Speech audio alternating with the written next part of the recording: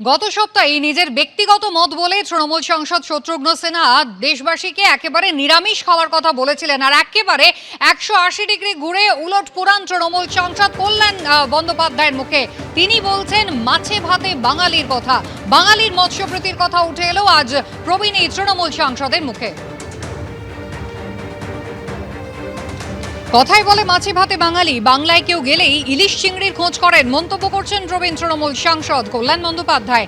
সম্প্রতি দেশ জুড়ে আমিষ নিষিদ্ধ করার দাবি তুলেছিলেন আরেক তৃণমূল সাংসদ শত্রুঘ্ন সিনহা। আজ তারই উল্টো সুর শোনা গেল কল্যাণ বন্দ্যোপাধ্যায়ের মুখে।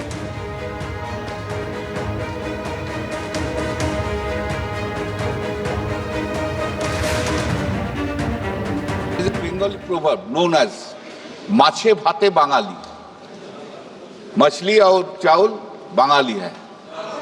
बंगाल में अरे कभी कभी सर बंगाल में जब भी कोई जाते हैं पहले नॉन वेज, पहले क्वेश्चन है हिलसा मिलेगा, प्रॉन मिलेगा। শত্রুঘ্ন সিনহার উলট পুরাণ শোনা গেল কল্যাণ বন্দ্যোপাধ্যায়ের মুখে, কিন্তু 5 তারিখ কি মন্তব্য করেছিলেন তার ব্যক্তিগত মত বলেছিলেন শত্রুঘ্ন সিনহা। দেখুন, आपने कई जगह बीफ बैन किया हुआ है और सही है। मुझे पूछो तो मुझे लगता बीफ क्या नॉन वेज ही बैन होना चाहिए, मेरी राय है सिर्फ। लेकिन आपने कई जगह बीफ बैन किया हुआ है और कई जगह आपने बीफ बैन नहीं किया है। अब नॉर्थ ईस्ट में क्या है, वहाँ पे आप खा सकते। किसी ने अच्छे मेरे मित्र ने कहा था किसी और पार्टी के, वहाँ यमी, वहाँ खाओ तो यमी और हमारे नॉर्थ इंडिया में खाओ तो मम्मी। ऐसा तो नहीं चलेगा ना कि यहाँ मम्मी हो गए वहाँ यमी हो। अगर बंद किया तो हर तरफ बंद कर दो। টাকা পয়সা যা যা ছিল নিমেষের মধ্যে পুড়ে ছাই। সোমবার সন্ধ্যায় তারাতলার সিপিটি কলোনিতে এভাবেই বিধ্বংসী আগুন গ্রাস করে নিয়েছে প্রায় 20 থেকে 25টি ঝুপড়ি। চোখের সামনে নিজের সবকিছু সহায় সম্বল পুড়ে ছাই হতে দেখেছেন এই ঝুপড়ির বাসিন্দারা। নিজেরা কোনো মতে প্রাণ বাঁচিয়ে পালিয়েছেন, কিন্তু ঘরে যা যা ছিল কেউ কিছু নিয়ে যেতে পারেননি।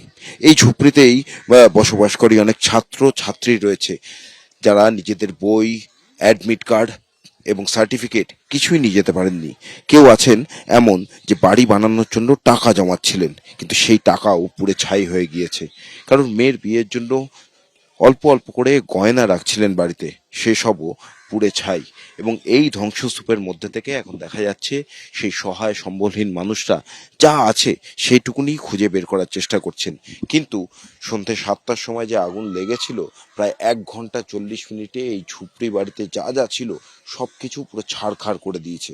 এখন এই মানুষগুলো কোথায় যাবেন সেই ভেবেই কিন্তু তাদের রাতের ঘুম উড়ে গিয়েছে এবং সর্বস্ব হারিয়ে এর পরবর্তীতে তারা কি করবেন তাও ভেবে পাচ্ছেন না কেউ। তাই তারা প্রশ্ন তুলছেন যে কোথায় থাকবেন তারা। কিন্তু আরো একটি বিষয় যে কিভাবে আগুন লাগলো, সন্ধ্যে 7টা নাগাদ এই যে ঝুপড়িগুলি ছিল তার একেবারে সামনের অংশে একটি ঝুপড়িতে প্রথম আগুন লাগে এবং তারপরেই নিমেষের মধ্যে আগুন ছড়িয়ে পড়ে আশেপাশের ঝুপড়িগুলোতে।